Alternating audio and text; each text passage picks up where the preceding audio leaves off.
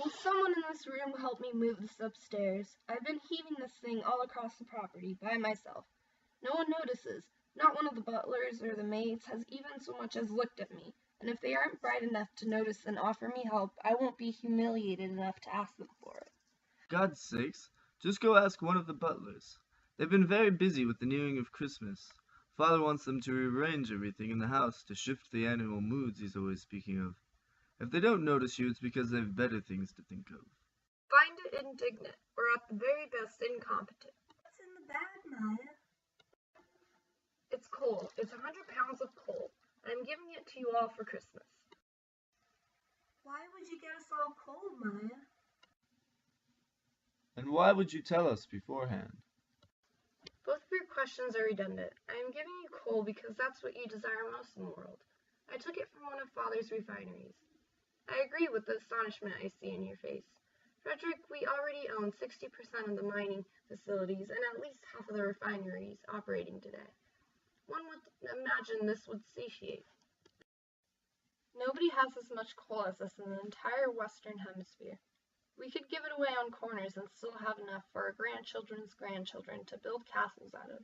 But we don't, because coal is sacred to us. It has a function in our family as a symbol of power. So I thought I would get you each your own little personal symbol to remind you who you are when you're disillusioned. As for why I'm telling you this, as opposed to simply following the tradition of a surprise unveiling, I've been having a repeating dream the past few weeks of a legitimate disclosure of action for us all, for the world I mean. What in the hell are you talking of, Maya? The only thing I'm attentive to is that you're covered in sweat and grime and come in ranting like a madwoman. This does all feel a bit strange, Maya. You almost look as though you have a fever. Why don't I call the nurse in and take your temperature for you? There is no need to take my temperature. I'm feeling fine. Actually, I'm even better than fine. I'm exquisite. All right, if you insist then. It's just that I'm uncertain of what you plan to prove by giving us all coal. She's right, Maya. You only make Father angry. And this is Claudia's first Christmas here. Don't ruin it by turning it into some militant humanitarian display. You'll kill Father. Probably give him a heart attack. We see a point, Maya, but it's an empty act.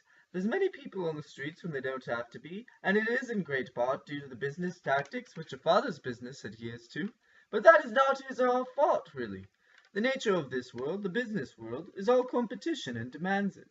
Those who don't fall in with the methods of the rest fall behind, and another will just take its place.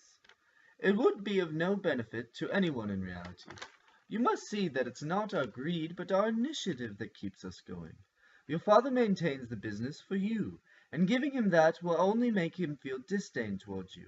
It won't be helping anyone. How easily you slide across such ravines of guilt with words, Claudia. You're no less guilty than a blue-eyed boy grown to join the army in Europe. You both force occupation in the name of progress and initiative. But you are greedy. You're not innocent. Why, if Father were only here to hear this, Maya, he would have you removed from the will. The will? I would love to discuss the will with him. I would tell him his will is hackneyed and blind, and that he wobbles around saying yes to everything like a slave. His only will exists as far as it rationalizes the orders he's given. What on earth has gotten into you? You've always been the most adept in making business decisions. Frederick just told me the other day how you graduated valedictorian in your class at Harvard. Yes, that's true, but I've had an awakening. I found the last imperfection of our marketing campaigns, and it changed me. What was it? We've the best marketers in the whole field on our payroll. Well, they've missed the perfection that I've noticed. I realized this imperfection was the most sacred thing in life, that if we could eliminate it, we would. One first, then the rest of us would fall in. That imperfection is man's free will. I saw we represented the death of mankind in itself, and by me choosing life, I had to choose free will as well. Sounds very good in theory. It's very poetic, but it can't be applied in the world. It's impractical, Maya. Nonsense. How threatening this premise must be to your world. Frederick, the business world is nonsense. It does not even exist. But the future does, and in it I do not see man's will free. It exists as far as the world we occupy is concerned.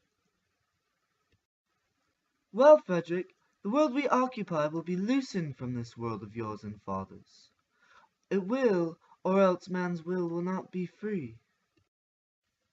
I don't believe it will. Yes, it will. I just came back from the hospital and father's dead.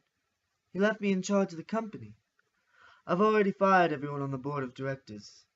He told me as he was dying that he'd made a mistake. He died crying. You fired the board of directors? But what of the stockholders? We'll buy them out. Privatization is all the rage now, is it not? It must be a joke, Maya. Frederick is on the board of directors. Oh, Maya, don't say another word. Tell me you're joking. Please don't interrupt me when I'm speaking, Claudia. It's rude. We're going to take in all of the stocks and fire everyone in the business.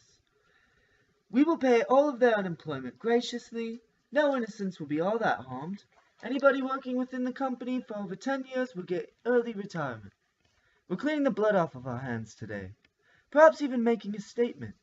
In fact, I have to make a statement at noon today with the journalist I've set up an interview with to get the inside scoop before the whole thing goes public.